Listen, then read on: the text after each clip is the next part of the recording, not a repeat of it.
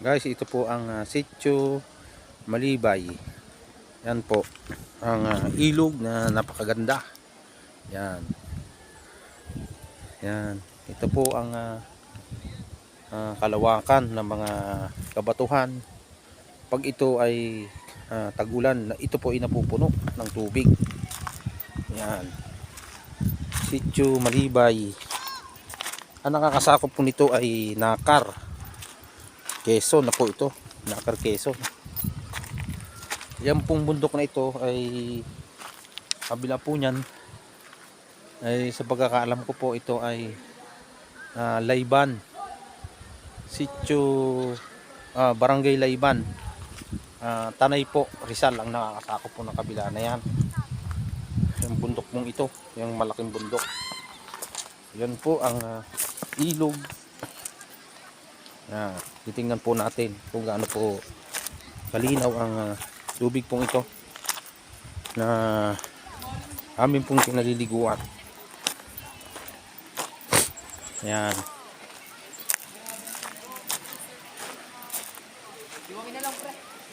Yan po ang ilog.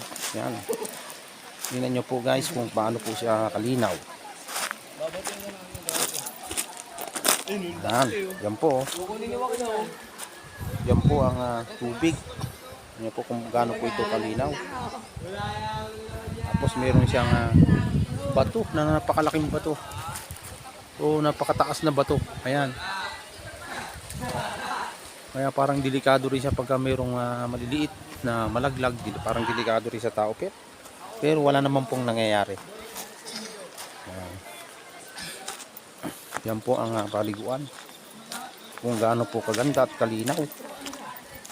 Nag-i-enjoy po ang mga tao. Ayan.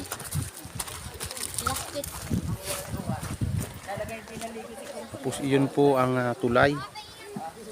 Diyan po kami nadaan. Yan. Yan pong tulay na yan. Diyan po kami nadaan. Patungo po doon sa kabilang yon. Ito naman po ang aming kubo na pinagsisilungan dahil sa init po ng panahon.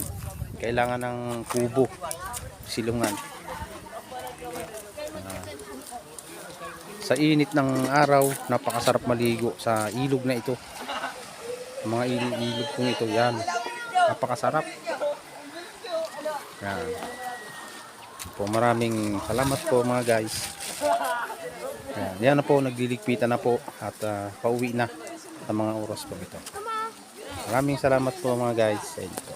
Sa inyo pong suporta, salamat po.